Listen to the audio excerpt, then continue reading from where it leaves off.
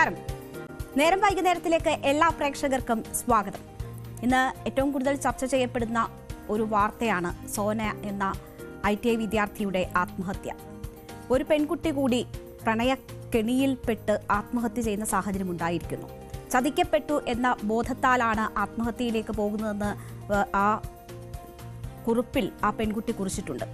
ആത്മഹത്യ ഒന്നിനും ഒരു പരിഹാരമല്ല എന്ന് നമ്മൾ ആവർത്തിച്ചു പറഞ്ഞിട്ടും അത് സംഭവിച്ചുകൊണ്ടേയിരിക്കുന്നു. മനസ്സിനെ നിയന്ത്രിക്കാൻ കഴിയാതെ പോകുന്നു വിദ്യാസമ്പന്നരായ പെൺകുട്ടികൾക്ക് പോലും. പ്രണയമോ വിവാഹമോ ജീവിതത്തിന്റെ അവസാനമല്ല എന്ന തിരിച്ചറിവ് പെൺകുട്ടികൾക്കില്ലാതെ പോകുന്നത് എന്തുകൊണ്ടാകാം? സ്വന്തം അമ്മ 3 മാസം മുൻപാണ് അച്ഛൻ്റെ മരണമുണ്ടായത്. അതിനുശേഷം 3 മാസമാകുന്നതിന് മുൻപാണ് ആ അമ്മയ്ക്ക് മകളുടെ വിയോഗം കൂടി നേരിടേണ്ടി വരുന്നത്. ആ അമ്മയെ ഓർത്തിരുന്നെങ്കിൽ പോലും ആ ആത്മഹത്യ തടയാൻ പറ്റുന്നതായിരുന്നു. അപ്പോൾ പരസ്പരം ഷെയർ അത് തേടണം. ഇതാണ് പറയാനുള്ളത്. നേരം വൈകുന്നേരത്തിലേക്ക് വിശദമായി കിടക്കാം.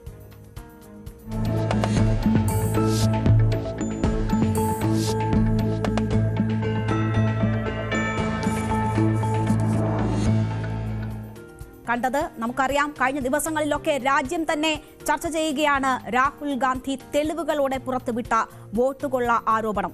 തെരഞ്ഞെടുപ്പ് കമ്മീഷൻ ഈ നിമിഷം വരെയും അതിൽ യാതൊരു വ്യക്തതയും വരുത്തിയിട്ടില്ല. രാഹുലിന്റെ ആരോപണങ്ങളാണോ തെറ്റ്, അതോ നമ്മുടെ തെരഞ്ഞെടുപ്പ് പ്രക്രിയ നേരാം വണ്ണമാണ് എന്ന തെരഞ്ഞെടുപ്പ് കമ്മീഷന്റെ വാദമാണോ ശരി എന്നത് ജനങ്ങൾക്ക് ഇനിയും വ്യക്തത വരാത്ത കാര്യമായി നിലനിൽക്കുകയാണ്. ദിവസം ഇത്രയുമായിട്ടും തെരഞ്ഞെടുപ്പ് കമ്മീഷൻ ആ കാര്യങ്ങളിൽ വിശദീകരണം നൽകിയിട്ടില്ല. രാഹുൽ ഗാന്ധിക്ക് നോട്ടീസ് അയക്കുക മാത്രമാണ് കമ്മീഷന്റെ ഭാഗത്തു നിന്നും ഉണ്ടായിട്ടുള്ള ഒരു നീക്കം. ഈ സാഹചര്യത്തിലാണ് ഇന്ത്യ മുന്നണി അതിശക്തമായ പ്രതിഷേധത്തിലേക്ക് തന്നെ ഇന്ന് നീങ്ങിയത്. തെരഞ്ഞെടുപ്പ് കമ്മീഷൻ ഓഫീസിന് മുന്നിലാണ് ഇന്ത്യ മുന്നണിയുടെ അതിശക്തമായ പ്രതിഷേധം അരങ്ങേറിയത്.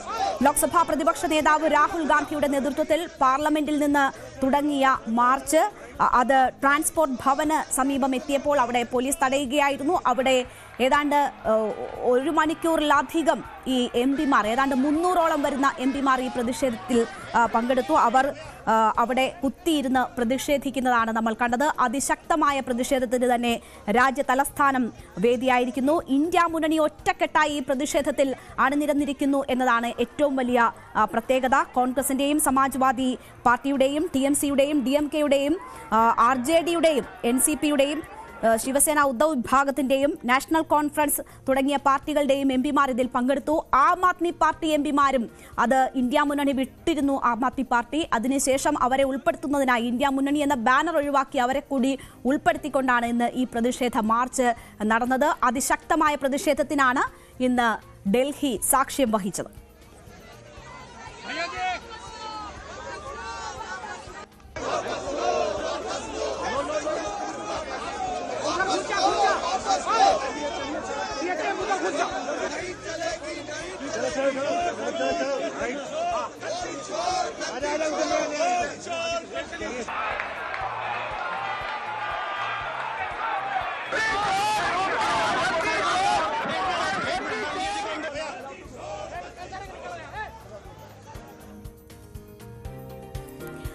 വലിയ ശക്തമായ പ്രതിഷേധം ഡൽഹിയിൽ അരങ്ങേറുന്നു. ഈ തെരഞ്ഞെടുപ്പ് കമ്മീഷൻ ഇന്ന് മുന്നോട്ട് വെച്ച ഒരു നിർദ്ദേശം 30 MP-മാരുമായി ചർച്ച നടത്താം എന്നുള്ളതായിരുന്നു. എന്നാൽ ആ ഒരു കൂടിക്കാഴ്ചയ്ക്ക് രാഹുൽ ഉൾപ്പെടെയുള്ളവർ തയ്യാറായില്ല. കാരണം അവരെ പോലീസ് തടയുകയും മറ്റും ചെയ്ത സാഹചര്യത്തിൽ, അറസ്റ്റ് വരിക്കുകയും ചെയ്ത സാഹചര്യത്തിൽ അങ്ങനെ ഒരു 30 പേരുമായി മാത്രമുള്ള ഒരു കൂടിക്കാഴ്ച സാധ്യമല്ല എന്നൊരു നിലപാടാണ് ഇന്ന് രാഹുലിന്റെ നേതൃത്വത്തിലുള്ള നേതാക്കൾ സ്വീകരിച്ചത്. അതുകൊണ്ട് തന്നെ ആ കൂടിക്കാഴ്ച അവിടെ നടന്നില്ല. പക്ഷേ അതിശക്തമായ പ്രതിഷേധം ഉയർത്താൻ ഇന്ത്യ മുന്നണിയെ സംബന്ധിച്ചായി ഇന്ത്യ മുന്നണി ഒറ്റക്കെട്ടാണ് ഈ വിഷയത്തിൽ എന്ന ഒരു സന്ദേശം നൽകാനുമായി. ഇത് രാഷ്ട്രീയ ചൂണ്ടിക്കാട്ടിയുള്ള പ്രതിഷേധമല്ല എന്നതാണ് രാഹുൽ ഗാന്ധി അറസ്റ്റ് വരിച്ചതിന് ശേഷം പറഞ്ഞത്. മാത്രവുമല്ല, ഇത് ഒരു വ്യക്തി ഒരു വോട്ട് എന്ന അവകാശം സംരക്ഷിക്കുന്നതിനുള്ള ശക്തമായ പ്രതിഷേധമാണ് എന്നതും രാഹുൽ ഗാന്ധി ചൂണ്ടിക്കാട്ടി.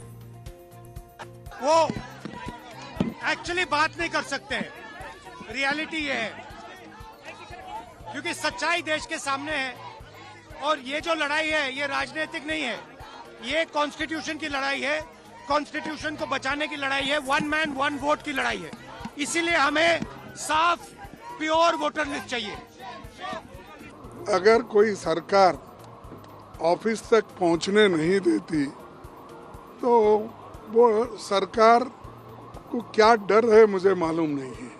क्योंकि ये तो पीसफुल डेमोन्स्ट्रेशन है और ये वीवीआईपी लोगों का डेमोन्स्ट्रेशन है। इसमें कोई गड़बड़ करने वाले नहीं, इसमें कोई किसी का धक्का मुक्की करने वाले नहीं।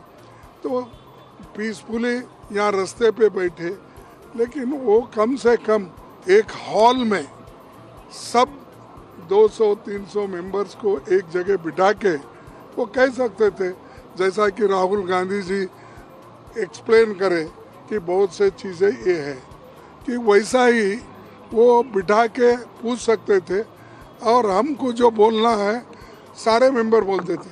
अब 30 मेंबर को आओ, अब 30 मेंबर किसको भेजना, क्योंकि इसमें अलायंस पार्टीज है सब, और हम चूज करना अच्छा नहीं रहता। तो हम चाहते थे कि एक हॉल में बिठाकर वो खुद आकर एक्सप्लेन कर सकते थे, हम भी कुछ बोलना है वो बोल देते थे। सर, क्या आपको लगता है इलेक्शन कमीशन देश की जनता का भरोसा कुछ ഭരണഘടനയെ സംരക്ഷിക്കാനുള്ള പോരാട്ടം എന്നതാണ് രാഹുൽ ഗാന്ധി ചൂണ്ടിക്കാട്ടിയ കാര്യം. ഒരു വോട്ട് എന്നത് ചട്ടമാണ്, അത് നിലനിന്നു പോകുന്നു എന്ന് ഉറപ്പുവരുത്താനുള്ള പ്രതിഷേധമാണ് എന്ന് രാഹുൽ ഗാന്ധി പറയുന്നു. നമുക്കറിയാം, വളരെ ഗൗരവതരമായ ആരോപണം ഉന്നയിച്ചു, അതും തെളിവുകൾ സഹിതം. ബംഗളൂരു സെൻട്രൽ മണ്ഡലത്തിലെ മഹാദേവപുര എന്ന ഒരു മണ്ഡലത്തിൽ നടന്ന മാത്രം ക്രമക്കേടുകൾ ചൂണ്ടിക്കാട്ടി വാർത്താ സമ്മേളനം നടത്തിയിട്ടും തെരഞ്ഞെടുപ്പ് കമ്മീഷൻ അതിൽ കൃത്യമായ വിശദീകരണം നൽകാത്ത സാഹചര്യത്തിലാണ് ഈ വിഷയം അതിശക്തമായി തെരുവിൽ ഉയർത്താൻ ഇന്ത്യ മുന്നണി തീരുമാനമെടുത്തിരിക്കുന്നത്. ഇതിൽ വളരെ നാടകീയ രംഗങ്ങൾക്കും ഇന്നത്തെ പ്രതിഷേധം വേദിയായി. തൃണമൂൽ കോൺഗ്രസിന്റെ എംപിമാരൊക്കെ അതിശക്തമായി പ്രതിഷേധത്തിൽ അണിനിരന്നു.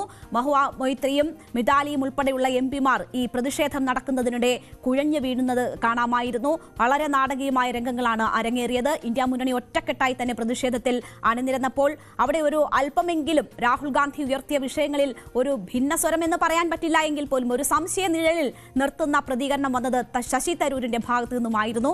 ഇതിൽ കുറച്ചധികം സംശയങ്ങളുണ്ടെന്നും ആ സംശയങ്ങൾ ദൂരീകരിക്കപ്പെടണം എന്നതുമാണ് ശശി തരൂർ പറഞ്ഞത്. പക്ഷേ വളരെ തെളിവുകളോടെ ആധികാരികമായി ഉയർത്തിയ ആരോപണങ്ങൾ എന്ന് കോൺഗ്രസ് പറയുമ്പോഴാണ് സംശയങ്ങളുണ്ട്, സംശയങ്ങൾ ദൂരീകരിക്കപ്പെടണം എന്ന ഒരു അഭിപ്രായം തരൂരിന്റെ ഭാഗത്തു നിന്നും ഉണ്ടാകുന്നത്. അതിനെ അങ്ങനെ കാണുമ്പോൾ തന്നെ ഈ പ്രതിഷേധത്തിൽ തരൂർ ഒപ്പം ഉണ്ടായിരുന്നു എന്നതൊരു വസ്തുതയാണ്. അങ്ങനെ തരൂരിനെയും ഒപ്പം കൂട്ടി പ്രതിഷേധം നടത്താൻ കോൺഗ്രസിനെ സംബന്ധിച്ച് കഴിഞ്ഞിരിക്കുന്നു. Rahulji has raised some very serious questions. He wants serious answers. The nation needs the serious answers. And the reason the nation needs those answers, very frankly, is because the credibility of the election process is one that is vital for our democracy. As far as our democracy is concerned, everyone should be able to vote without having any doubts as to whether their vote is going to actually play a role in determining the country's political destiny. This is vital for everyone. It's also in the Election Commission's own interest. Their credibility should matter to them. So take the question seriously, give us answers, do not waste time, frankly, on insisting on formalities like oath and affidavit, because at the end of the day, this is exactly what needs to be done.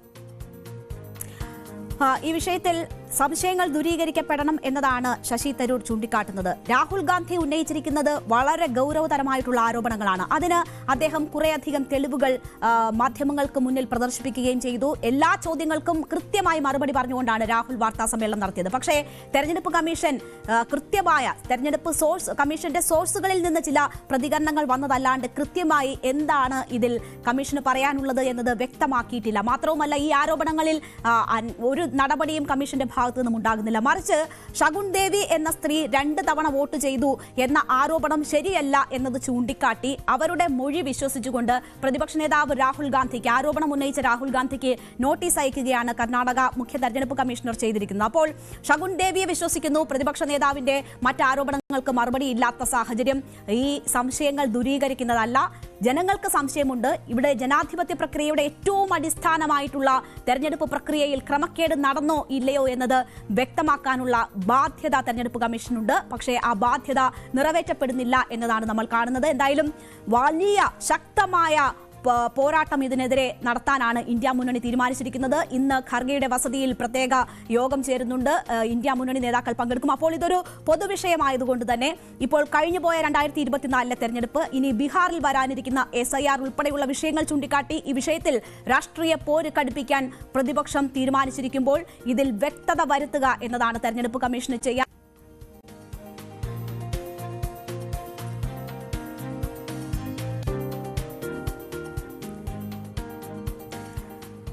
തെറ്റ് ചെയ്യാതെ പീഡനമേൽക്കേണ്ടി വന്ന ഒരാൾക്ക് നിശബ്ദനാകാൻ പറ്റുമോ? തെറ്റ് ചെയ്തവർ ശിക്ഷിക്കപ്പെടാതിരിക്കുന്ന സാഹചര്യത്തിൽ അത് നീതീകരിക്കാൻ കഴിയുന്നതാണ്. ഡോക്ടർ ഹാരിസ് കഴിഞ്ഞ ദിവസം മാധ്യമങ്ങളെ കണ്ടപ്പോൾ പറഞ്ഞത് താൻ ഇനിയൊന്നും തുറന്നു പറയുന്നില്ല, താൻ ജോലിക്ക് കയറുകയാണ്, തനിക്ക് ആരുമായും പ്രശ്നങ്ങളില്ല, എല്ലാ പ്രശ്നങ്ങളും അവസാനിച്ചു, അപ്പോൾ എല്ലാം സമവായത്തിലേക്ക് നീങ്ങി എന്നത് നമ്മൾ കരുതിയതാണ്. പക്ഷേ ആ ഡോക്ടർ ഹാരിസിന് വീണ്ടും ഒരു തുറന്നു പറച്ചിൽ വേണ്ടി വന്നിരിക്കുന്നു. അദ്ദേഹം KGM-CTA വാട്സപ്പ് ഗ്രൂപ്പിലാണ് തന്നെ സുഹൃത്തുക്കൾ പിന്നിൽ നിന്ന് കുത്തി എന്ന തരത്തിൽ ആരോപണം ഉന്നയിച്ചുകൊണ്ട് ഒരു സന്ദേശം ഇട്ടത്. അതിന് അദ്ദേഹത്തിനെ പ്രേരിപ്പിച്ച ഘടകങ്ങൾ പലതായിരിക്കാം. ഒരു സഹപ്രവർത്തകനായ സുഹൃത്തിനെ അറസ്റ്റ് ചെയ്ത് ജയിലിലേക്ക് അയക്കാൻ, അതും ജീവിതത്തിൽ അവരോട് ഒരു തെറ്റും ചെയ്തിട്ടില്ലാത്ത വ്യക്തിയെ, കാണിച്ച വ്യഗ്രതയും നാടകീയതയും ഈ കോളേജിന്റെ ചരിത്രത്തിൽ എഴുതി ചേർക്കേണ്ടതാണ് എന്നതാണ് അദ്ദേഹം അതിൽ കുറിച്ചിരുന്നത്. അത് ഹിപ്പോക്രാറ്റിക് പ്രതിജ്ഞയ്ക്ക് വിരുദ്ധമാണ്. സാധാരണക്കാരന് വേണ്ടി സംസാരിച്ചപ്പോൾ ലോകം കൂടെ നിന്നു. പക്ഷേ എല്ലാ ഡോക്ടർമാരും മെഡിക്കൽ വിദ്യാർത്ഥികളും എല്ലാ വിഭാഗം ജനങ്ങളും അത് ഏറ്റു പറഞ്ഞിട്ടും എന്തോ ചില വെള്ളി നാണയങ്ങൾക്ക് വേണ്ടി ഒരു സഹപ്രവർത്തകനെ ജയിലിലേക്കും ഒരുപക്ഷെ മരണത്തിലേക്കും എത്തിക്കാൻ ശ്രമിച്ചവർ, അവർക്ക് കാലം മാപ്പ് നൽകട്ടെ എന്നൊരു കുറിപ്പാണ് അദ്ദേഹം KGM-CTA വാട്സപ്പ് ഗ്രൂപ്പിൽ ഇട്ടത്. അത് പിന്നീട് വാർത്തയാകുന്നു. ഹാരിസിനെ കാണാൻ മാധ്യമങ്ങൾ ശ്രമിക്കുന്നു. അപ്പോൾ അദ്ദേഹം ആ ആരോപണം മാധ്യമങ്ങൾക്ക് മുന്നിൽ ഒരിക്കൽ കൂടി വീണ്ടും പറയുകയാണ്. ഇവിടെ ഏത് സാഹചര്യത്തിലാണ് അദ്ദേഹം ആ തുറന്നു പറച്ചിൽ നടത്തിയതെന്ന് വെച്ചാൽ, അദ്ദേഹം ഇല്ലാതിരുന്ന സമയത്ത് അദ്ദേഹത്തിന്റെ മുറി പരിശോധിക്കപ്പെടുകയാണ്. അദ്ദേഹം കള്ളനാണ് എന്ന് വരുത്തി തീർക്കാൻ 2 പേർ മാധ്യമങ്ങളെ കാണുകയാണ്. ആ വാർത്താ സമ്മേളനം മുകളിൽ നിന്ന് ഒരാൾ നിയന്ത്രിക്കുന്നത് നമ്മൾ കണ്ടതാണ്. ആ നിയന്ത്രിച്ച വ്യക്തിക്ക് സ്ഥാനക്കയറ്റം ഉൾപ്പെടെ നൽകി അംഗീകാരം കൊടുക്കാൻ സർക്കാർ തീരുമാനിക്കുന്നു എന്ന വാർത്തകൾ ഈ സമവായം ഉണ്ടായതിനു ശേഷം വരുമ്പോൾ തന്നെയാണ് അദ്ദേഹത്തിന് ഈ തുറന്നു പറച്ചിലുകൾ വേണ്ടിവരുന്നത്. അദ്ദേഹം ഒരു തെറ്റും ചെയ്യാതെ പീഡനമേൽക്കേണ്ടി വന്ന വ്യക്തിയാണ്. തന്നെ മരണത്തിലേക്ക് വരെ തള്ളിയിടാൻ ശ്രമിച്ചു എന്നതാണ് ആ സഹപ്രവർത്തകർക്കെതിരെ അദ്ദേഹം പറഞ്ഞിരുന്ന കാര്യം. അപ്പോൾ അവർ നടത്തിയ വാർത്താ സമ്മേളനം അത് എന്തിനു വേണ്ടിയായിരുന്നു, ആർക്ക് വേണ്ടിയായിരുന്നു? അവിടെ ചട്ടലംഘനം ഉണ്ടായിട്ടുണ്ട്, അവർക്കെതിരെ നടപടിയില്ല. അതിനുമപ്പുറമാണ് അവർക്ക് അംഗീകാരം എന്ന നിലയിൽ പ്രൊമോഷൻ. ചോദ്യം ചെയ്യാവുന്നതേ ഉള്ളൂ. എന്റെ വിശദീകരണം ചോദിച്ചതിന് ശേഷം മാത്രം അവർ കാര്യങ്ങൾ തീരുമാനിച്ചാൽ മതിയായിരുന്നു. എന്നോട് എന്തും ആവശ്യപ്പെടാൻ എനിക്ക് എപ്പോൾ വേണമെങ്കിലും എന്നെ വിളിപ്പിക്കാനോ എന്നെ ചോദ്യം ചെയ്യാനോ അവർക്ക് അധികാരമുള്ളവരാണ്. എന്റെ പ്രശ്നങ്ങൾ എന്നെ പോലെ മനസ്സിലാക്കേണ്ട എന്റെ അതേ ഉത്തരവാദിത്തങ്ങൾ ഉള്ളവർ തന്നെ എനിക്കല്ല ആ ഡിപ്പാർട്ട്മെന്റ് ഉത്തരവാദിത്തം. ആ ഡിപ്പാർട്ട്മെന്റ് ഉത്തരവാദിത്തം അത് കളക്റ്റീവ് റെസ്പോൺസിബിലിറ്റിയാണ്. സ്ഥാപനത്തിന്റെ എല്ലാ മേലധികാരിക്കുള്ള ഉത്തരവാദിത്തങ്ങളാണത്. അപ്പോൾ ഞാനത് പറയേണ്ടി വന്നതും അവർക്ക് വേണ്ടിയും കൂടാണ് പറഞ്ഞത്. പക്ഷെ അവരാ സെൻസിലെടുക്കാതെ എന്നെ ശത്രുവായിട്ട് കാണുന്നതാണ് എനിക്ക് ബുദ്ധിമുട്ടുണ്ടായത്. അത് എന്നെ എൻ്റെ കുടുംബാംഗങ്ങളെ എല്ലാവരെയും അത് വല്ലാതെ എന്നെ അഫക്റ്റ് ചെയ്തൊരു കാര്യമാണത്. എൻ്റെ സഹപ്രവർത്തകർ ഏതാണ്ട് 28-30 വർഷം, 30 അതിൽ കൂടുതൽ 1986 മുതൽ കാണുന്ന ആൾക്കാരാണ് നമ്മൾ. അപ്പോൾ പഠിച്ചതും ഒപ്പം പഠിച്ചവരും ഒപ്പം ജോലി ചെയ്തവരും ഒപ്പം പോസ്റ്റ് ഗ്രാജുവേഷൻ ചെയ്തവരും ഒക്കെ വരുള്ളവരാണ്. അവരങ്ങനെ നമ്മളെ ബാക്ക് സ്റ്റാബ് ചെയ്യുമെന്ന് വിചാരിച്ചില്ല. ഹാരിസിനെ കുടുക്കാൻ വാർത്താസമ്മേളനം നടത്തിയത് മെഡിക്കൽ കോളേജ് സൂപ്രണ്ടും പ്രിൻസിപ്പലുമാണ്. അവർ വാർത്താസമ്മേളനം നടത്തുമ്പോൾ അവരെ മുകളിൽ നിന്ന് കൺട്രോൾ ചെയ്തത് ഡോക്ടർ വിശ്വനാഥനാണ്. ആ ഡോക്ടർ വിശ്വനാഥനെ മെഡിക്കൽ വിദ്യാഭ്യാസ ഡയറക്ടറായി സ്ഥിര നിയമനം നൽകാനുള്ള നീക്കം നടക്കുന്ന ഒരു സാഹചര്യത്തിലാണ് ഡോക്ടർ ഹാരിസ് ചില കാര്യങ്ങൾ കൂടി തുറന്നു പറഞ്ഞിരിക്കുന്നത്. പക്ഷേ ഈ ഘട്ടത്തിലും യാതൊരു തിരുത്തലിനും തയ്യാറാകുന്നില്ല നമ്മുടെ ആരോഗ്യ സംവിധാനങ്ങൾ, സർക്കാർ സംവിധാനങ്ങൾ എന്ന് വേണം മനസ്സിലാക്കാൻ. ആരോഗ്യരംഗത്തെ താറടിച്ചു കാണിക്കാൻ ഗൂഢശ്രമം നടക്കുന്നു എന്നതാണ് മുഖ്യമന്ത്രി ഇന്ന് കണ്ണൂരിൽ പറഞ്ഞിരിക്കുന്നത്. ആരോഗ്യമന്ത്രിയും ഏതാണ്ട് സമാനമായ നിലയിൽ തന്നെ അഭിപ്രായം രേഖപ്പെടുത്തി. അത് അന്താരാഷ്ട്ര ചില ഇടപെടലുകൾ കൂടി ഈ വിഷയവുമായി ബന്ധപ്പെട്ട് മുഖ്യമന്ത്രി സംശയിക്കുകയാണ്. അങ്ങനെ വലിയ ഗൂഢശ്രമം നമ്മുടെ ആരോഗ്യ മേഖലയെ തകർക്കുന്നതിന് വേണ്ടി ഉണ്ടാകുന്നു എന്നതാണ് മുഖ്യമന്ത്രി സൂചിപ്പിച്ചത് അദ്ദേഹത്തിന്റെ വാക്കുകളിലേക്ക്. സ്വാഭാവികമായും ആളുകൾ ആ വഴികൾ സ്വീകരിക്കുകയാണ്. ഈ കേരളത്തിലെ മികവാർന്ന ആരോഗ്യ രംഗത്തെ താറടിക്കാനുള്ള ശ്രമം അതിന്റെ ഭാഗമാണ്. ഒന്നിനു പുറകെ ഒന്നായി കഥകൾ മെനയുന്നത് അതിന്റെ ഭാഗമാണ്. അവർക്കാവശ്യം കേരളത്തിലെ ആരോഗ്യരംഗം ഒന്നുമല്ല എന്ന് സമർത്ഥിക്കലാണ്. കണ്ണൂർ ജില്ലാ ആശുപത്രി സൂപ്പർ സ്പെഷ്യാലിറ്റി വിഭാഗത്തിന്റെ ബ്ലോക്ക് ഉദ്ഘാടനം ചെയ്തുകൊണ്ടാണ് മുഖ്യമന്ത്രി ഈ വാക്കുകൾ പറയുന്നത്. ഒപ്പം തന്നെ വലിയ പണക്കാരനായ ഒരു വ്യക്തി ഇവിടുത്തെ സർക്കാർ ഹോസ്പിറ്റലിൽ പോകണം എന്ന് ആഗ്രഹിച്ച കാര്യം മുഖ്യമന്ത്രിയോട് പറഞ്ഞതും പിന്നീട് താൻ പിശുക്കനാണ് എന്ന് തെറ്റിദ്ധരിക്കുമോ എന്ന കാര്യം പറഞ്ഞതുമൊക്കെ ഈ ചടങ്ങിലും മുഖ്യമന്ത്രി ആവർത്തിക്കുകയാണ് ചെയ്തിരിക്കുന്നത്. ആരെയാണ് മുഖ്യമന്ത്രി, ഈ അന്താരാഷ്ട്ര ഭീമന്മാർ ഈ ആരോഗ്യരംഗം തകർക്കാൻ ഇടപെടുന്നത് എന്നതിൽ കൂടുതൽ വ്യക്തത വരുത്തിയിട്ടില്ല. എന്തായാലും ആരോഗ്യമന്ത്രിയും സമാനമായ നിലപാട് തന്നെ സ്വീകരിക്കുന്നു. ആരോഗ്യമേഖലയെ അപമാനിക്കുന്നവർക്ക് ചില പ്രത്യേക അജണ്ടകളുണ്ട് എന്നതാണ് ഇന്ന് ആരോഗ്യമന്ത്രി വീണ ജോർജ് ആ ചടങ്ങിൽ പറഞ്ഞത്. വീണ ജോർജിന്റെ വാക്കുകളിലേക്ക്. കേരളത്തിൽ സർക്കാർ ആരോഗ്യ മേഖലയെ ആക്രമിക്കുന്നവർക്ക് ചിലർ ആക്രമിക്കുന്നുണ്ട്. അങ്ങനെ ആക്രമിക്കുന്നവർക്ക് അവർക്ക് നിശ്ചിതമായിട്ടുള്ള അജണ്ടകളുണ്ട്. ആസൂത്രിതമായിട്ടുള്ള അങ്ങനെയുള്ള ആക്രമണങ്ങൾക്ക് മുന്നിൽ കേരളത്തിന്റെ ആരോഗ്യ മേഖല തകർന്നു പോകില്ല. എന്തായാലും ഈ സിസ്റ്റവുമായി ബന്ധപ്പെട്ട് ചില പ്രശ്നങ്ങൾ ഉണ്ട്, സിസ്റ്റത്തിൻ്റെതാണ് പ്രശ്നം എന്ന് തുറന്നു പറഞ്ഞത് ആരോഗ്യമന്ത്രിയാണ്. അപ്പോൾ അവിടെ ചില പ്രശ്നങ്ങളുണ്ട് എന്ന് പറഞ്ഞ ആരോഗ്യമന്ത്രി അത് തിരുത്തുക എന്നതാണ് ലക്ഷ്യമായി കാണേണ്ടത്. പക്ഷേ ഈ ചില തെറ്റുകൾ ചൂണ്ടിക്കാട്ടിയവർക്ക് നേരെ തന്നെ ഇപ്പോഴും വാളോങ്ങുന്നതാണ് നമ്മൾ കാണുന്നത്. നമുക്കറിയാം നമ്മുടെ ആരോഗ്യ മേഖല വളരെ മികവുറ്റതാണ്. അത് ഓരോ കേരളീയനെ സംബന്ധിച്ചും അഭിമാനിക്കാവുന്നതാണ്. പക്ഷേ അതിൽ സ്വകാര്യ മേഖലയ്ക്കും ഒപ്പം തന്നെ പൊതുമേഖലയ്ക്കും ഒരേ പങ്കാളിത്തം തന്നെയുണ്ട്. അല്ലെങ്കിൽ സ്വകാര്യ മേഖലയുടെ പങ്കാളിത്തം കുറച്ച് കൂടുതലാണ് എന്നതുകൂടി നമ്മൾ കാണണം. അത് ഓരോ കാലങ്ങളായി ഉണ്ടാക്കിയെടുത്തതാണ്. തെറ്റുകൾ തിരുത്തിയും അവിടെ പരിഹരിച്ചും ഒക്കെ തന്നെയാണ് നമ്മൾ ഈ നേട്ടം എത്തിപ്പിടിച്ചത്. അപ്പോൾ ഒരു റിപ്പോർട്ടായിരുന്നു ഞങ്ങളുടെ പ്രതിനിധി പ്രദീപ് സി നെടുമനാണ് ആ റിപ്പോർട്ട് പുറത്തുവിട്ടത്. എന്തായാലും വ്യാപക ചർച്ചയാണ് അതുമായി ബന്ധപ്പെട്ട് ഉയർന്നു വന്നുകൊണ്ടിരിക്കുന്നത്. വലിയ രീതിയിൽ ഞെട്ടിക്കുന്ന ഒരു വാർത്തയാണ് ഇതുമായി ബന്ധപ്പെട്ട് പുറത്തു വന്നത്. നിയമത്തിലെ പഴുതുകൾ ദുരുപയോഗം ചെയ്തുകൊണ്ടാണ് ഇത്തരത്തിൽ ജാതി മാറാനുള്ള വലിയ നീക്കങ്ങൾ സംസ്ഥാനത്ത് നടന്നു വന്നിരുന്നത്. അത് സംവരണ ആനുകൂല്യം തട്ടിയെടുക്കുക എന്ന ലക്ഷ്യത്തോടു കൂടി ഉള്ളതായിരുന്നു. തെളിവുകൾ സഹിതമാണ് ന്യൂസ് 18 ഈ വാർത്തകൾ പുറത്തുവിട്ടത്. അത് വലിയ ചർച്ചയാകുന്നു. അതിൽ വലിയ പ്രതികരണങ്ങൾ ഉണ്ടാവുകയാണ്.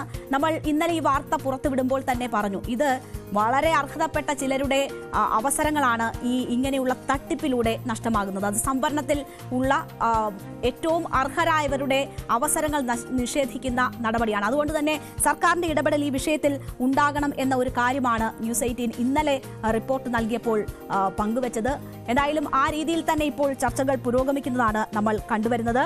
രൂപത അധികൃതരുടെ ഒത്താശയോടെ വർഷങ്ങളായി നൂറുകണക്കിന് പേരാണ് ഇതുപോലെ ജാതി മാറിയിട്ടുള്ളത്. സർക്കാർ ജോലിയും വിദ്യാഭ്യാസ ആനുകൂല്യങ്ങളും ഒക്കെ ഇത്തരത്തിൽ വ്യാജ സർട്ടിഫിക്കറ്റ് ഉപയോഗിച്ച് നേടിയെടുത്തവർ നിരവധിയാണ്. നാടാർ, ഈഴവ, SIUC, RC തുടങ്ങിയ വിഭാഗങ്ങളിലുള്ളവരൊക്കെ ലത്തീൻ വിഭാഗത്തിലേക്ക് മാറിയിട്ടുള്ളതായി ന്യൂസ് 18ന്റെ അന്വേഷണത്തിൽ വ്യക്തമായി. ഈ കാര്യങ്ങൾ ഉൾപ്പെടെ പറഞ്ഞുകൊണ്ടും തെളിവുകൾ സഹിതവുമാണ് നമ്മൾ റിപ്പോർട്ട് നൽകിയത്. എന്തായാലും സംവരണ ആനുകൂല്യം കുറവുള്ള ജാതിയിലുള്ളവരാണ് ഈ ലത്തീൻ സമുദായ സർട്ടിഫിക്കറ്റ് സംഘടിപ്പിക്കുന്നവരിലേറെയും. ക്രീമി ലെയർ ബാധകമല്ല എന്നുള്ളതും ഇത്തരത്തിലുള്ള ജാതി മാറ്റത്തിനൊരു പ്രധാന കാരണമായിരുന്നു. മറ്റ് ജാതിയിലുള്ളവർ സംവരണം തട്ടിയെടുക്കുമ്പോൾ ദുരിതത്തിലാകുന്നത് അതേസമയം ഈ പരമ്പരാഗത മത്സ്യത്തൊഴിലാളികൾ ഉൾപ്പെടെയുള്ളവരാണ്. ഇപ്പോൾ ഇതുമായി ബന്ധപ്പെട്ട് ഉള്ള പല പ്രതികരണങ്ങൾ വരുമ്പോൾ ഇതിൽ ഒന്നും ഇടപെട്ടിട്ടില്ല എന്ന തരത്തിലുള്ള ഒരു പ്രതികരണം ലത്തീൻ സഭയുടെ ഭാഗത്തു നിന്നും ഉണ്ടാവുകയാണ്. അവർ ഇത്തരം തട്ടിപ്പുകൾ നടക്കുന്ന വിവരം അറിഞ്ഞിട്ടില്ല, അതിൽ നേരിട്ട് ഇടപെട്ടിട്ടില്ല എന്നുള്ള കാര്യമാണ് അവർ സൂചിപ്പിക്കുന്നത്. അതേസമയം സംവരണ ആനുകൂല്യങ്ങൾ നേടിയെടുക്കാനായി നടക്കുന്ന ജാതിമാറ്റ തട്ടിപ്പിൽ സർക്കാർ അന്വേഷണം നടത്തണമെന്ന ആവശ്യം ശക്തമാകുന്നുണ്ട്. സർക്കാർ ജോലിയും വിദ്യാഭ്യാസ ആനുകൂല്യങ്ങളും ഒക്കെ വ്യാജ സർട്ടിഫിക്കറ്റ് ഉപയോഗിച്ച് നേടിയെടുത്തവരെ നിയമത്തിന് മുന്നിൽ കൊണ്ടുവരണം എന്നാവശ്യപ്പെടുന്നത് VSDPയുടെ പ്രതിനിധി വിഷ്ണുപുരം ചന്ദ്രശേഖരനാണ്. അദ്ദേഹത്തിന്റെ പ്രതികരണം കാണാം. ഇതൊക്കെ അന്വേഷണം വരും. ഇന്നല്ലെങ്കിൽ നാളെ അന്ന് ഇങ്ങനെ ജോലി വാങ്ങിച്ചവരുടെ ജോലികൾ പോകും. ഒരു ചെറിയ സർവേ നടത്തട്ടെ. ഇതേ തന്നെ പരസ്യമായിട്ട് അച്ഛന്മാർ പറയുന്നില്ല, ഒരച്ഛനെ പറഞ്ഞുള്ളൂ. അവരുടെ ഇടയിൽ ഒരു സർവേ നടത്തട്ടെ, ഇത് ക്രൂരകൃത്യമാണ്, തെറ്റ് എന്ന്. രൂപതാ നേതൃത്വങ്ങൾക്ക് ഇതുമായി ബന്ധപ്പെട്ട് ചില താല്പര്യങ്ങളുണ്ട്. പക്ഷേ സമുദായത്തിനുള്ളിൽ ഉള്ളവർക്ക് തന്നെ അത്തരം നീക്കങ്ങളോട് എതിർപ്പുണ്ട്. ആ വിയോജിപ്പ് കൂടി ഞങ്ങളുടെ ന്യൂസ് 18 ഈ വിഷയം ചർച്ച ചെയ്യുമ്പോൾ വെളിവാവുകയാണ്. കേരള നിയമസഭ ഒരു ചോദ്യം ചോദിക്കുകയായിരുന്നു. അത് പ്രത്യേകിച്ച് ക്രിത്താർട്സ് വഴിയാണ് അവർ ചോദിച്ചത്. അതിൽ ചോദിച്ച ചോദ്യം ഇതായിരുന്നു, ആരാണ് ലത്തീൻ കത്തോലിക്കർ? അപ്പോൾ ലത്തീൻ കത്തോലിക്കർ എന്ന ചോദ്യം അവർ കൊടുത്ത മറുപടി വളരെ കൃത്യമാണ്. 1947 മുമ്പ് പരമ്പരാഗത മത്സ്യബന്ധനത്തിൽ ഏർപ്പെട്ടിരുന്ന വിഭാഗത്തിൽ നിന്നും മതപരിവർത്തനം നടത്തിയവരും അവരുടെ പിൻതലമുറക്കാരുമാണ് ലത്തീൻ കത്തോലിക്കരായി അറിയപ്പെടുന്നത്. ഇതിൽ വളരെ കൃത്യമായി സ്പഷ്ടമായി പറഞ്ഞിട്ടുള്ളതാണ്. പള്ളി വികാരിയായ ഫാദർ ലാബ്രിൻ യേശുദാസിന്റെ പ്രതികരണമാണ് നമ്മൾ കണ്ടത്. അപ്പോൾ ഈ രൂപതയ്ക്കുള്ളിൽ തന്നെ ഇതുമായി ബന്ധപ്പെട്ട് എതിരഭിപ്രായങ്ങൾ ഉണ്ട്. ഇത്തരം നീക്കങ്ങൾ നടക്കുന്നതിനെതിരെ സഭാവിശ്വാസികൾക്ക് ആനുകൂല്യങ്ങൾ ലഭിക്കാനായി നിയമപരമായാണ് സർട്ടിഫിക്കറ്റ് നൽകുന്നതെന്നാണ് രൂപതയുമായി ബന്ധപ്പെട്ടവർ പക്ഷേ ഇക്കാര്യത്തിൽ പറയുന്നത്. നിലവിലെ സാഹചര്യങ്ങൾ പ്രകാരം ലാറ്റിൻ കാത്തലിക്കായിട്ടുള്ളത് എല്ലാ ആളുകളും പല വിഭാഗങ്ങളിൽ വന്നവരുണ്ട്. ആ വന്നവരിൽപ്പെട്ട ആളുകളെ ഏകോപിപ്പിച്ച് ലാറ്റിൻ കാത്തലിക് എന്ന സർട്ടിഫിക്കറ്റ് കൊടുക്കണമെന്നാണ് ജിയോയിലുള്ളത്. ആ ജിയോ ആരും ഇതുവരെ ചലഞ്ച് ചെയ്തിട്ടില്ലല്ലോ. ഇപ്പോഴല്ല ഇത്തരം ചർച്ച വന്നത്. ഇപ്പോൾ ഈ ആരോപണങ്ങളൊക്കെ സഭ ഇത്തരത്തിൽ സർട്ടിഫിക്കറ്റ് നൽകുന്നു എന്ന ആരോപണങ്ങളൊക്കെ ലത്തീൻ രൂപത വികാരി ജനറൽ ഫാദർ യുജിൻ പെരേര പാടെ തന്നെ നിഷേധിക്കുകയാണ്. സഭയല്ല സർട്ടിഫിക്കറ്റ് നൽകേണ്ടത്, റവന്യൂ ഉദ്യോഗസ്ഥരെന്നാണ് അദ്ദേഹം വിശദീകരിക്കുന്നത്. സർട്ടിഫിക്കറ്റിൽ കൃത്യത ഉറപ്പാക്കേണ്ടതും നടപടിയെടുക്കേണ്ടതും റവന്യൂ ഉദ്യോഗസ്ഥരാണ് എന്ന് അദ്ദേഹം പറയുന്നു. വർഷങ്ങൾക്ക് മുൻപ് പരാതി ഉയർന്നെങ്കിലും ഇപ്പോൾ ഒരു തരത്തിലും അങ്ങനെയുള്ള പരാതികൾ ഉയരുന്നില്ല എന്നൊരു സാഹചര്യം കൂടിയാണ് ഈ റിപ്പോർട്ട് കണ്ടതിനു ശേഷവും അതിനെക്കുറിച്ച് കേട്ടതിനു ശേഷവും യുജിൻ പെരേര പറയുന്നത്. ഉത്തരവിൽ പറഞ്ഞിരിക്കുന്നത് റവന്യൂ ഉദ്യോഗസ്ഥര് ബിഷപ്പുമാര് സഭയിൽ നിന്ന് കൊടുക്കുന്ന സർട്ടിഫിക്കറ്റ് പരിശോധിച്ച് അതിന്റെ വസ്തുത എന്താണെന്ന് മനസ്സിലാക്കിയിട്ട് വേണം സർട്ടിഫിക്കറ്റ് കൊടുക്കാൻ. അല്ലാതെ സഭയല്ല സർട്ടിഫിക്കറ്റ്, റവന്യൂ ഉദ്യോഗസ്ഥരാണ് സർട്ടിഫിക്കറ്റ് കൊടുക്കുന്നത്. ആ റവന്യൂ ഉദ്യോഗസ്ഥർ കൊടുക്കുന്ന സർട്ടിഫിക്കറ്റ് വസ്തുതയാണോ എന്ന് പരിശോധിക്കേണ്ട ഉത്തരവാദിത്വം റവന്യൂ ഉദ്യോഗസ്ഥർക്കാണ്. അതിനകത്ത് എനിക്ക് തോന്നുന്നു വളരെ സ്ട്രേ ആയിട്ടുള്ള ചില അർഹതപ്പെട്ടവർക്ക് ഭരണഘടന ഉറപ്പു നൽകുന്ന ഈ സംവരണ ആനുകൂല്യമാണ് നിഷേധിക്കപ്പെടുന്നത്. അത് വലിയ നീതി നിഷേധമാണ്. അപ്പോൾ ആരാണോ ഈ തട്ടിപ്പിന് പിന്നിൽ അവരെ നിയമത്തിന് മുന്നിൽ കൊണ്ടുവരണം, അവർക്ക് അർഹിക്കുന്ന ശിക്ഷ ഉറപ്പാക്കണം. മാത്രവുമല്ല, ഇത് നേരത്തെ മുൻ വർഷങ്ങളിൽ പലപ്പോഴും ചൂണ്ടിക്കാണിക്കപ്പെട്ടിട്ടുള്ളതാണ് ഇത്തരം തട്ടിപ്പുകൾ. അപ്പോൾ ചില നടപടികൾ എടുക്കും, അതിനുശേഷവും പിന്നീട് ഇത് തുടരുന്നതാണ് കണ്ടുവരുന്നത്. അത് പാടില്ല. കൃത്യമായ നടപടികൾ ഉണ്ടാകണം. തെറ്റുകൾ ആവർത്തിക്കപ്പെടുന്നില്ല എന്ന് ഉറപ്പുവരുത്താനുള്ള ശ്രമം അധികൃതർ വെച്ച് രംഗത്തേക്ക് വരുന്നത് നമ്മൾ അത് കഴിഞ്ഞ ദിവസങ്ങളിലും കണ്ടതാണ്. അങ്ങനെ കൂടുതൽ പേർ രംഗത്ത് വരുമ്പോഴായിരുന്നു ഡി ഗ്യാങ്ങിന്റെ ഭീഷണിയും മറ്റും അവിടെ ഉണ്ടായത്. അതിനെ തുടർന്ന് തെരച്ചിൽ തടസ്സപ്പെട്ടിരുന്നു. പക്ഷേ ആ തെരച്ചിൽ ഇപ്പോൾ പുനരാരംഭിച്ചിരിക്കുന്നു എന്ന വിവരമാണ് വരുന്നത്. 13ാം പോയിന്റിൽ തന്നെ തെരച്ചിൽ നടക്കുന്നു. മറ്റ് ചില ഭാഗങ്ങൾ കേന്ദ്രീകരിച്ചും തെരച്ചിൽ നടത്താനുള്ള നീക്കങ്ങളുണ്ട്. ഒപ്പം ഈ കൂടുതൽ പേർ പരാതിയുമായി രംഗത്ത് വരുന്നതിൽ അത് +2 വിദ്യാർത്ഥിനിയായിരുന്ന പത്മലതയുടെ കൊലപാതകവുമായി ബന്ധപ്പെട്ടുള്ള അന്വേഷണം, അതിൽ കൂടുതൽ അന്വേഷണം ആവശ്യപ്പെട്ടുകൊണ്ടാണ് SITക്ക് ഇപ്പോൾ അവരുടെ ബന്ധുക്കൾ പരാതി നൽകിയിരിക്കുന്നത്. വർഷങ്ങൾ നീണ്ട നിയമയുദ്ധമാണ് ഈ പത്മലതയുടെ കൊലപാതകവുമായി ബന്ധപ്പെട്ടുള്ള വിഷയത്തിൽ നടന്നത്. പക്ഷേ അപ്പോൾ പോലും അവർക്ക് നീതി അകലെയായിരുന്നു. ആ പെൺകുട്ടിക്ക് +2 വിദ്യാർത്ഥിനിയായിരുന്ന പെൺകുട്ടിക്ക് എന്ത് സംഭവിച്ചു എന്നത് അറിയില്ലായിരുന്നു. ആ സ്കൂളിൽ നിന്ന് ആ സ്കൂൾ അധികൃതരുടെ തന്നെ വണ്ടിയിൽ കയറിപ്പോയി എന്ന വിവരം മാത്രമേ ഉള്ളൂ. അതിനുശേഷം മറ്റൊരറിവും ഇതുവരെ ഉണ്ടായിരുന്നില്ല അവർക്ക് ആ കുട്ടിയുമായി ബന്ധപ്പെട്ട്. അപ്പോൾ അതിൽ കൂടുതൽ അന്വേഷണം വേണമെന്നൊരു ആവശ്യമാണ് ഇപ്പോൾ ഉയരുന്നത്. കമ്മ്യൂണിസ്റ്റ് നേതാവായിരുന്നു ആ കുട്ടിയുടെ പിതാവ്. ആ വ്യക്തിവൈരാഗ്യമാണ്, രാഷ്ട്രീയ പകപോക്കലും വ്യക്തിവൈരാഗ്യവും ഒക്കെയാണ് ആ കൊലപാതകത്തിലേക്ക് നയിച്ചത് എന്നതാണ് നമ്മൾ സംശയിക്കപ്പെടുന്നത്. അങ്ങനെയാണ് ആ കുടുംബവും ആരോപിക്കുന്നത്. ആ ആരോപണം നിലനിൽക്കുമ്പോൾ തന്നെ അവർ സാധ്യമായ എല്ലാ നിയമ പോരാട്ടവും മകളുടെ നീതിക്ക് വേണ്ടി നടത്തി. പക്ഷേ അവർക്ക് നീതി ലഭിച്ചില്ല, യാതൊരു വിവരങ്ങളും ലഭ്യമായിട്ടില്ല. ഇപ്പോൾ SITയുടെ അന്വേഷണത്തിൽ അവർ പ്രതീക്ഷ വെക്കുകയാണ്. ആ പെൺകുട്ടിക്ക്, പത്മലതയ്ക്ക് എന്ത് സംഭവിച്ചു എന്നത് അറിയണം എന്നാവശ്യപ്പെട്ടുകൊണ്ടാണ് അവർ ഇപ്പോൾ SITക്ക് പരാതി നൽകിയിരിക്കുന്നത്. 1986 86 ഡിസംബർ 22 എൻ്റെ അനിയത്തി അവൾ കോളേജിൽ പോയവൾ പിന്നെ തിരിച്ച് വീട്ടിൽ വന്നിട്ടില്ല. കോളേജ് ഡേക്കെന്ന് പറഞ്ഞ് പോയത്, എന്നിട്ട് തിരിച്ചു വന്നിട്ടില്ല വീട്ടിലേക്ക്. പിന്നെ ഞങ്ങൾ അവിടെ പോയി തിരക്കിപ്പോൾ അവരുടെ പ്രിൻസിപ്പലും പറഞ്ഞു, ഫസ്റ്റ് പറഞ്ഞ് ഞങ്ങൾ തിരക്കാം അങ്ങനെയെന്ന് പറഞ്ഞു. പിന്നെ രണ്ടാമത് അച്ഛൻ പോയി ചോദിച്ചപ്പോൾ അയാൾ പറഞ്ഞു നിങ്ങൾ കമ്മ്യൂണിസ്റ്റുകാരനാ എന്ന് പറഞ്ഞാൽ അച്ഛൻ കമ്മ്യൂണിസ്റ്റ് പാർട്ടിയിലുണ്ടായിരുന്നു. അച്ഛൻ ഇവിടെ 56 ദിവസം കഴിഞ്ഞിട്ടാണ്, അത്ര ദിവസം കണ്ടിട്ടില്ല. പോലീസ് കംപ്ലൈൻ്റ് കൊടുത്ത് അവർ തിരക്കുന്നെന്നൊക്കെ പറഞ്ഞ്, എന്നാലും ബോഡി കണ്ടു കിട്ടിയില്ല.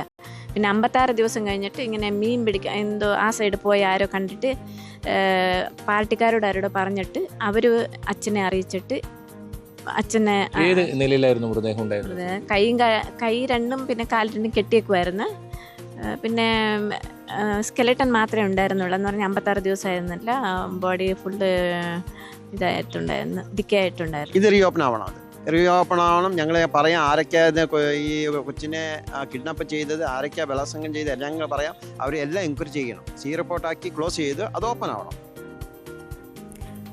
ധർമ്മസ്ഥലയുമായി ബന്ധപ്പെട്ടുള്ള നിരവധി ആരോപണങ്ങൾ, ഇതുമായി ബന്ധപ്പെട്ട് കൊലപാതകങ്ങൾ സംബന്ധിച്ചുള്ള നിരവധി ആരോപണങ്ങളുണ്ട്. പക്ഷേ രാഷ്ട്രീയം കൂടി കലർന്നിട്ടുള്ള, ഇത് കമ്മ്യൂണിസ്റ്റുകാരനായിരുന്നു പിതാവ് എന്നതുകൊണ്ട് നടന്ന കൊലപാതകം, അങ്ങനെയുള്ള ഒരു വ്യക്തി വൈരാഗ്യം കൂടി കാരണം ഉണ്ടായ ഒരു കൊലപാതകം എന്ന് പറയുന്നത് ഈ പെൺകുട്ടിയുടെ കേസിൽ മാത്രമാണ് ഉണ്ടായിട്ടുള്ളത്. എന്തായാലും അതുമായി ബന്ധപ്പെട്ട് കൃത്യമായ അന്വേഷണം നടക്കണം എന്നതാണ് കുടുംബം ഇപ്പോൾ ആവശ്യപ്പെടുന്നത്. എന്തായാലും 13ാം പോയിന്റ് കേന്ദ്രീകരിച്ച് ഇന്ന് പരിശോധനകൾ പുനരാരംഭിച്ചിട്ടുണ്ട്. അവിടെ അത് വലിയ പ്രതീക്ഷ നൽകുന്നതാണ്. മാത്രവുമല്ല മറ്റ് ചില സാക്ഷി ചൂണ്ടിക്കാട്ടുന്ന മാർക്ക് ചെയ്യാത്ത ഇടങ്ങൾ കേന്ദ്രീകരിച്ചും അവിടെ ഇന്ന് പരിശോധന നടക്കുന്നുണ്ട് എന്നതാണ് മനസ്സിലാകുന്നത്. വലിയ പ്രതീക്ഷ നൽകുന്നതാണ് ഇത് എന്ന് പ്രദേശവാസികൾ ഉൾപ്പെടെയുള്ളവർ പറയുന്നുണ്ട്. നമുക്കറിയാം, ഈ ശുചീകരണ തൊഴിലാളി പറഞ്ഞ ഇടത്ത് മൃതദേഹങ്ങൾ കുഴിച്ചിടുന്നത് കണ്ടു എന്ന് പറഞ്ഞ 6 സാക്ഷികൾ കൂടി രംഗത്ത് വന്ന സാഹചര്യമൊക്കെ ഉണ്ടായിരുന്നു. അപ്പോൾ ഇത് വലിയ രീതിയിൽ പ്രതീക്ഷ നൽകുന്നു. അവിടെ തെരച്ചിൽ വീണ്ടും പുനരാരംഭിക്കാനായിരിക്കുന്നു എന്നതാണ് ധർമ്മസ്ഥലയിലെ ഇന്നത്തെ അവസ്ഥ. SIT ഇതുമായി ബന്ധപ്പെട്ടുള്ള റിപ്പോർട്ട് സമർപ്പിക്കാൻ ഒരുങ്ങുകയാണ്. അതുകൊണ്ട് തന്നെ ഊർജിതമായുള്ള തെരച്ചിലാണ് ഇപ്പോൾ ആ പ്രദേശത്ത് നടക്കുന്നത് എന്ന വിവരങ്ങളാണ് ധർമ്മസ്ഥലയിൽ നിന്നും ഉള്ളത്. നമ്മൾ ഫോക്കസ് 5 പൂർത്തീകരിച്ചിരിക്കുകയാണ്. ഇനി ഇടവേളയ്ക്ക് ശേഷം നമ്മുടെ സെഗ്മെന്റുകളിലേക്ക് പോകാം.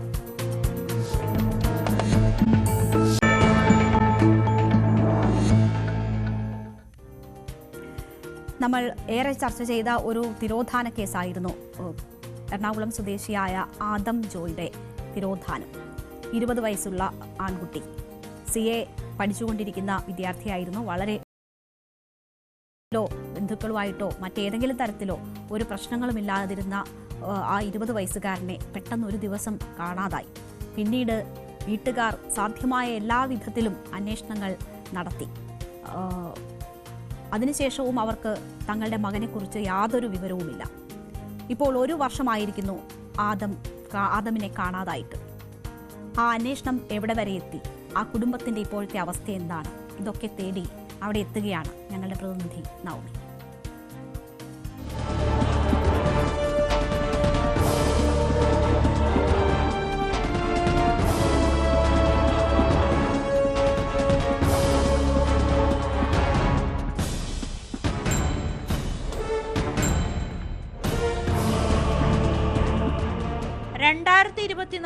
ജൂലൈ 28 പുലർച്ചെ 3 മണിക്ക് വീട്ടിൽ നിന്നും സൈക്കിൾ എടുത്ത് പോയതാണ് ആദം.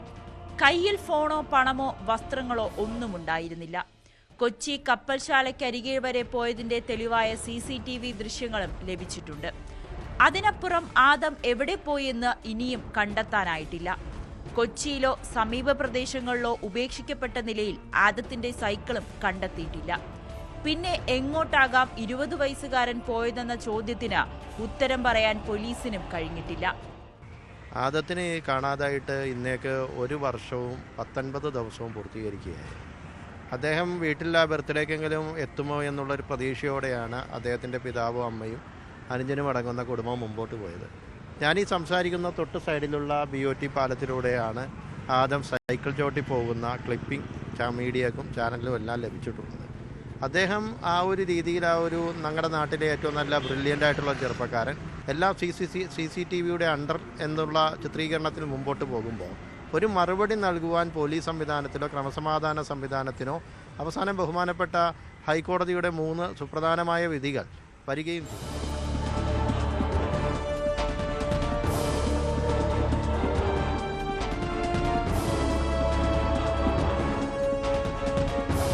+2 കഴിഞ്ഞ് ചാർട്ടേഡ് അക്കൗണ്ടൻസി പഠനം തുടങ്ങിയ ആദം ആദ്യഘട്ട പഠനം പൂർത്തിയാക്കിയ ശേഷം PSC പരീക്ഷകൾക്കുള്ള തയ്യാറെടുപ്പിലായിരുന്നു. വീട്ടിൽ പ്രശ്നങ്ങളൊന്നും ഉണ്ടായിരുന്നില്ലെന്ന് മാതാപിതാക്കളും പറയുന്നു. സുഹൃത്തുക്കളോടും ഒന്നും പറഞ്ഞിട്ടില്ല. മകനെ കണ്ടെത്തണമെന്നാവശ്യപ്പെട്ട് കുടുംബം നൽകിയ ഹെബിയസ് കോർപ്പസ് ഹർജിയിൽ മറുപടി ഒന്നും തന്നെ ലഭിച്ചില്ല. CBI അന്വേഷണവും തള്ളി. കഴിയുന്ന രീതിയിലെല്ലാം മകനെ തേടി മാതാപിതാക്കൾ ഇറങ്ങി. ഫലം നിരാശ മാത്രം. ഒന്നും പറയാതെ ഒരു സുപ്രഭാതത്തിൽ എവിടേക്കോ പോയ മകനു വേണ്ടിയുള്ള കാത്തിരിപ്പിലാണ് ഈ അച്ഛനും അമ്മയും. കണ്ണുനീർ തോർന്ന ദിവസമില്ല. പ്രാർത്ഥന മാത്രമാണ് ഇപ്പോഴും ഏക ആശ്രയം. ന്യൂസ് 18 കൊച്ചി. ഈ വിഷയത്തിൽ അവിടുത്തെ കൗൺസിലറുടെ പ്രതികരണമാണ് നമ്മൾ കണ്ടത്. ആ അച്ഛനും അമ്മയും മാധ്യമങ്ങളെ കാണാൻ തയ്യാറല്ല. കാരണം അവർ സാധ്യമായ എല്ലാ വഴികളും തേടി, അന്വേഷണത്തിൻ്റെ എല്ലാ സാധ്യതകളും തേടി തങ്ങളുടെ മകന് വേണ്ടി. പഠിക്കാൻ മിടുക്കനായിരുന്ന, ഒരുപാട് സ്വപ്നങ്ങൾ പങ്കുവച്ചിരിക്കുന്ന മകന് എന്ത് സംഭവിച്ചു എന്നറിയാത്ത വലിയ വേദനയിലാണ് ആ കുടുംബം. അവർ പരസ്യമായ ഒരു പ്രതികരണത്തിനും തയ്യാറാകുന്നില്ല. അവർ മകൻ്റെ ഓർമ്മകളിൽ കഴിയുകയാണ്. മകൻ എപ്പോഴെങ്കിലും തിരിച്ചെത്തുമെന്ന പ്രതീക്ഷയിലാണ് ആ കുടുംബം. നമുക്കറിയാം, കാത്തിരിപ്പിൻ്റെ വേദന എന്ന് പറയുന്നത് വളരെ വലുതാണ്. ആ മകൻ എവിടെയെങ്കിലും ഉണ്ടെങ്കിൽ, അവൻ കാണുന്നുണ്ടെങ്കിൽ, അറിയുന്നുണ്ടെങ്കിൽ, അവൻ്റെ അച്ഛനും അമ്മയും അത്രമാത്രം വേദനയിൽ കഴിയുന്നു എന്ന വിവരം ഞങ്ങൾ പങ്കുവെക്കുകയാണ്. എന്തായാലും ആദം തിരിച്ചു വരും എന്ന പ്രതീക്ഷ മാത്രമാണ് ആ കുടുംബത്തെ മുന്നോട്ട് നയിക്കുന്നത്. നമുക്ക് ഇനി മറ്റ് ചില പ്രധാന വാർത്തകൾ ഒറ്റനോട്ടത്തിൽ കാണാം.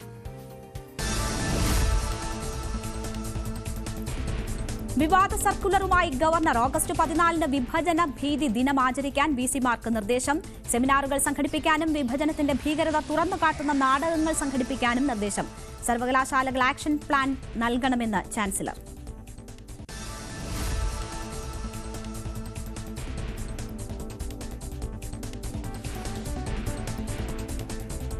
ഓഗസ്റ്റ് 14 വിഭജന ഭീതി ദിനം ആചരിക്കാനുള്ള ഗവർണറുടെ നിർദ്ദേശത്തിനെതിരെ മന്ത്രി വി ശിവൻകുട്ടി. വിഭജന ഭീതി ദിനം എന്ന് ആദ്യമായി കേൾക്കുന്നു. ഏതെങ്കിലും ദിനം ആചരിക്കാൻ നിർദ്ദേശിക്കാൻ ഗവർണർക്ക് അധികാരമില്ലെന്ന് വി ശിവൻകുട്ടി.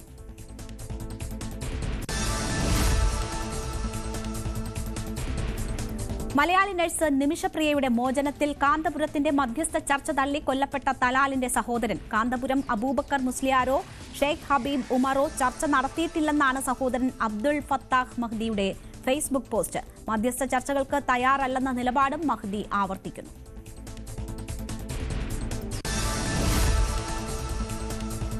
തൃശൂരിലെ BJP വിജയം ക്രമക്കേട് കൊണ്ട് നേടിയതാണെന്ന ആരോപണം ശക്തമാക്കി കോൺഗ്രസ്. 2019 വോട്ടർ പട്ടികയിൽ 62,318 വോട്ടിന്റെ വർധന മാത്രമാണ് ഉണ്ടായതെങ്കിൽ 2024 1,46,656 ഉയർന്നു. ഇതിൽ അസ്വാഭാവികതയുണ്ടെന്ന് കോൺഗ്രസ് ആരോപിക്കുന്നു. വോട്ടെടുപ്പിന് ഏതാനും മാസങ്ങൾ മുൻപ് ഒഴിഞ്ഞ വീടുകളുടെയും ഫ്ളാറ്റുകളുടെയും വിലാസം ഉപയോഗിച്ച് BJP പേരുകൾ ചേർത്തെന്ന് KPCC.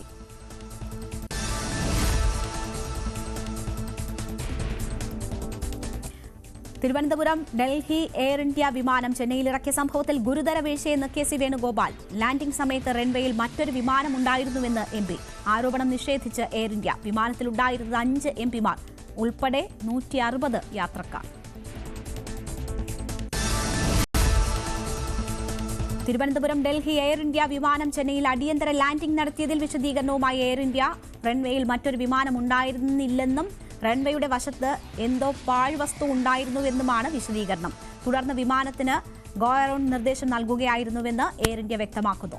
ചെന്നൈയിലെ പരിശോധനയിൽ തകരാറില്ലെന്ന് തിരിച്ചറിഞ്ഞുവെന്നും മുൻകരുതലിന്റെ ഭാഗമായി ട്രാൻസ് റിസീവർ മാറ്റുകയായിരുന്നുവെന്നും എയർ ഇന്ത്യ.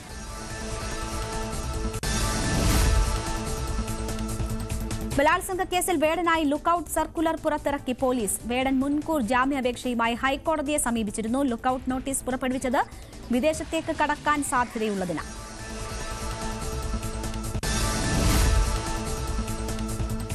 അധിക്ഷേപ പോസ്റ്റുകളെല്ലാം പിൻവലിച്ച് വിനായകൻ. ഫേസ്ബുക്കിൽ നാളിതുവരെ പോസ്റ്റ് ചെയ്ത അധിക്ഷേപ പോസ്റ്റുകളെല്ലാം പിൻവലിച്ചു. നേരത്തെ വിനായകനെ ബഹിഷ്കരിക്കുമെന്ന് മലയാളം പിന്നണി ഗായകരുടെ സംഘടന മുന്നറിയിപ്പ് നൽകിയിരുന്നു. ഇതിന് പിന്നാലെയാണ് പോസ്റ്റുകൾ നീക്കം ചെയ്തത്. കണ്ണൂരിൽ പൂട്ടിയിട്ട വീട്ടിൽ അജ്ഞാത മൃതദേഹം കണ്ടെത്തി. സിറ്റി അരക്കൽ മ്യൂസിയത്തിന് സമീപമുള്ള വീട്ടിലാണ് മൃതദേഹം കണ്ടെത്തിയത്. മൃതദേഹത്തിന് 4 ദിവസത്തോളം പഴക്കം. പോലീസ് അന്വേഷണം തുടങ്ങി. തിരുവനന്തപുരം ജനറൽ ആശുപത്രിക്ക് സമീപമുണ്ടായ കാർ അപകടത്തിൽ പരിക്കേറ്റവരുടെ നില അതീവ ഗുരുതരമായി തുടരുന്നു. 4 പേരും വെന്റിലേറ്ററിൽ. ഒരാളെ രാത്രി അടിയന്തര ശസ്ത്രക്രിയയ്ക്ക് വിധേയനാക്കി. വഴിയാത്രക്കാരായ ശ്രീപ്രിയ, ആഞ്ജനേയൻ, ഓട്ടോ ഡ്രൈവറായ സുരേന്ദ്രൻ, ഷാഫി എന്നിവർക്കാണ് പരിക്കേറ്റത്. അപകടമുണ്ടാക്കിയ വട്ടിയൂർക്കാവ് സ്വദേശി വിഷ്ണുനാഥിനെതിരെ അന്വേഷണം തുടരുന്നു. ഇയാൾ ഡ്രൈവിംഗ് പരിശീലിക്കുന്നതിനിടെയാണ് അപകടമുണ്ടായത്. കോഴിക്കോട്ടെ സഹോദരിമാരുടെ കൊലപാതകത്തിൽ പ്രതിയെ കണ്ടെത്താനാകാതെ പോലീസ്. മൊബൈൽ സിഗ്നൽ കേന്ദ്രീകരിച്ച് നടത്തിയ തെരച്ചിലിലും ഫലം കണ്ടില്ല. തമ്പാട്ടുതാഴം സ്വദേശി പ്രമോദിനായി പോലീസ് ലുക്കൌട്ട് നോട്ടീസ് പുറത്തിറക്കി. രണ്ടുപേരുടെയും മരണം ശ്വാസം മുട്ടിയാണെന്ന് പോസ്റ്റ്മോർട്ടം റിപ്പോർട്ട്.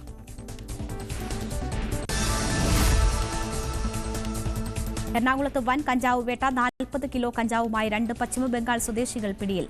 പിടിയിലായത് മുർഷിദാബാദ് സ്വദേശികളായ സുരോജ്, രാജു എന്നിവർ. കഞ്ചാവ് എത്തിച്ചത് 3 ട്രോളി ബാഗുകളിലായി. പ്രതികളെ പിടികൂടിയത് കൊച്ചി ഡാൻസ് ഓഫ് ടീം.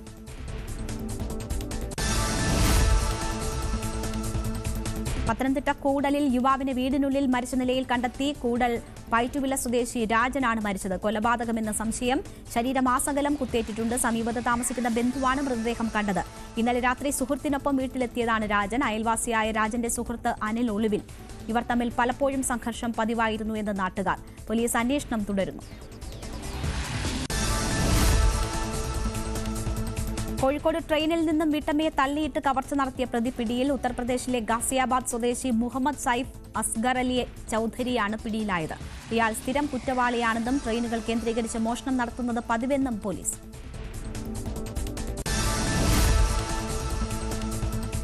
അർജന്റീനൻ ടീമിനെ കേരളത്തിലേക്ക് ക്ഷണിക്കാൻ പോയതിന് ചെലവഴിച്ച 13 ലക്ഷം രൂപ ഖജനാവിലേക്ക് തിരിച്ചടയ്ക്കണമെന്നാവശ്യപ്പെട്ട് മന്ത്രി വി അബ്ദുറഹ്മാന്റെ താനൂരിലെ ഓഫീസിലേക്ക് പ്രതിഷേധം.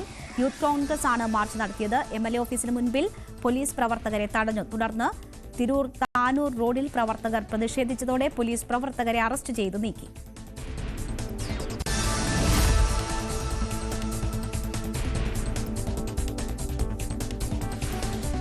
നോയിഡയിൽ ഡേ കെയറിൽ 15 മാസം പ്രായമായ കുഞ്ഞിനെ ക്രൂരമായി മർദ്ദിച്ച് പ്രായപൂർത്തിയാകാത്ത ആയ. പോലീസ് ഇവരെ കസ്റ്റഡിയിലെടുത്തു. സംഭവത്തിൽ CCTV ദൃശ്യങ്ങൾ പുറത്തുവന്നു. ഡേ കെയറിന്റെ ഉടമയ്ക്കെതിരെയും പോലീസ് കേസെടുത്തു.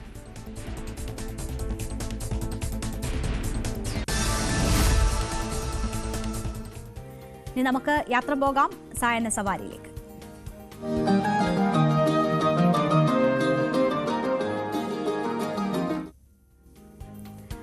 നമ്മൾ പേര് പോലെ സുന്ദരമായ ഒരിടത്തേക്കാണ് ഇന്ന് യാത്ര പോകുന്നത്. കൊല്ലത്തൂടെ പോയാൽ എളുപ്പമാണ്. തമിഴ്നാട് തെങ്കാശി അതിർത്തിയിലാണ് ഈ സുന്ദരപാണ്ഡ്യപുരം എന്ന സ്ഥലമുള്ളത്. നെൽപ്പാടങ്ങൾ കാണാം, അവിടെ സൂര്യകാന്തി പാടങ്ങൾ കാണാം. എന്തായാലും സുന്ദരമായ ഇടത്ത് നിന്ന് ഈ കാഴ്ചകൾ നമുക്ക് എത്തിക്കുന്നത് ഞങ്ങളുടെ പ്രതിനിധി ബിനീഷാണ്. റിപ്പോർട്ടിലേക്ക്. തെന്മല ഇക്കോ ടൂറിസം പിന്നിട്ട് 13 കണ്ണറ പാലത്തിനരികിലൂടെയുള്ള ദേശീയപാതയിലൂടെ ചുരം കയറിയിറങ്ങിയാണ് ഈ മനോഹര ഗ്രാമത്തിൽ എത്തുന്നത്.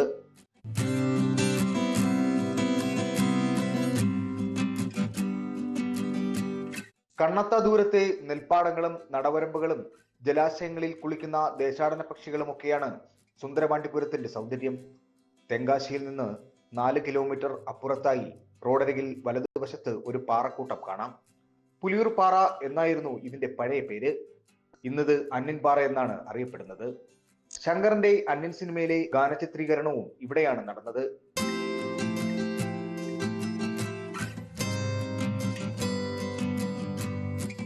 ഇനി നമുക്ക് സൂര്യകാന്തി പാടം കാണാം.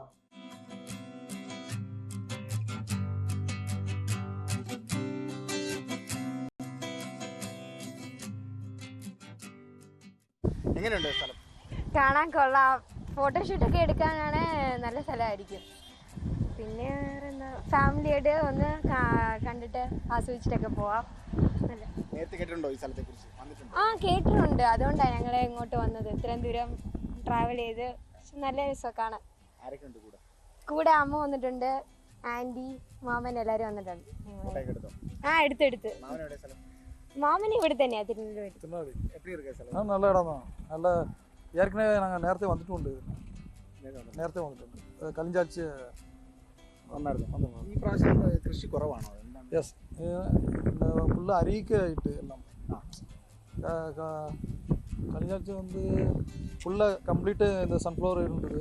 இந்த வட்டம் கம்ப்ளீட்டாக அரியாய்க்கு மாற்றிட்டு கம்ப்ளீட்டு கலிஞ்சாட்சியெல்லாம் பயங்கர திறக்காக இருந்தது. கம்ப்ளீட்டு கேஎல் வண்டி தான். அவ்வளோ ஃபுல்லாக ரோடு 2 சைடுமே ஃபுல்லாக கேஎல் வண்டி தான். அவ்வளோ டூரிஸ்ட் ஸ்பாட் மாதிரி ஆயிடுச்சு. അതെ അതെ ഇപ്പൊ വരുമ്പോ തന്നെ കുറെ കാറുകളുണ്ടായിരുന്നു KL. ജൂലൈ ഓഗസ്റ്റ് മാസങ്ങളാണ് സൂര്യകാന്തി പൂക്കളുടെ ഒരു വിളവെടുപ്പ് കാലം. ഈ വിളവെടുപ്പ് കാലമായതുകൊണ്ട് വലിയ തിരക്കാണ്. മലയാളികളെല്ലാം തന്നെ ഇവിടേക്ക് എത്തുന്ന വലിയൊരു കാഴ്ച നമുക്ക് കാണാൻ കഴിയും. കാരണം നമുക്കറിയാം സോഷ്യൽ മീഡിയയിലെല്ലാം ഏറ്റവും കൂടുതൽ ട്രെൻഡിങ് ആയി മാറുന്ന ഒരു വലിയൊരു പാടമാണ് നമ്മൾ കാണുന്നത്.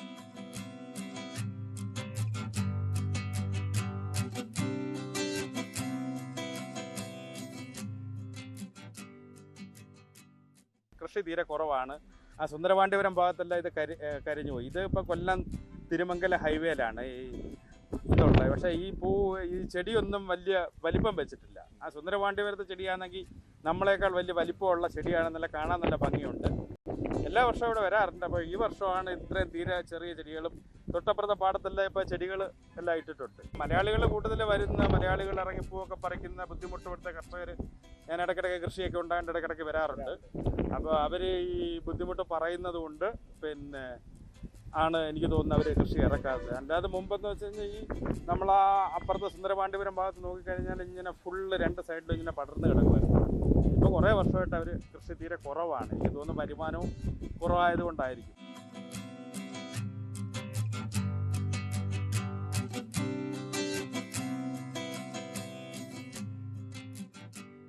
ഇവിടെ എത്തുന്ന സഞ്ചാരികൾ പൂക്കൾ പറിക്കുകയും ഇവിടുത്തെ കൃഷി നശിപ്പിക്കുകയൊക്കെ ചെയ്യുന്നതുകൊണ്ടാണ് ഇവർ ഒരുപാട് നിയന്ത്രണങ്ങൾ വെക്കുന്നത്. എന്നാലും ഇവിടെ കാഴ്ചയ്ക്ക് ഒട്ടും കുറവില്ല. വിനീഷ് ന്യൂസ്18 കൊട്ടാരക്കര. എന്തായാലും ഇപ്പോൾ കൃഷി കുറവാണ് എന്ന് പറയുന്നു. എന്നിട്ട് പോലും വലിയ ഭംഗിയാണ് സൂര്യകാന്തി പൂക്കൾ കാണാൻ. എന്തായാലും ഞങ്ങളുടെ കൊല്ലത്തൂടെ പോകാനാണെങ്കിൽ എളുപ്പമാണ്. തെങ്കാശി അവിടെയാണെങ്കിൽ പോലും കൂടുതലും എത്തുന്നത് മലയാളികൾ തന്നെയാണ് അവിടങ്ങളിൽ കാഴ്ച കാണാൻ. എന്തായാലും കൂടുതൽ കാഴ്ചകളും വിശേഷങ്ങളും വാർത്തകളും ഒക്കെയായി നമുക്കിനി നാളെ കാണാം. ഇടവേളയ്ക്ക് ശേഷം ലൈവ് at 6 കാണാം.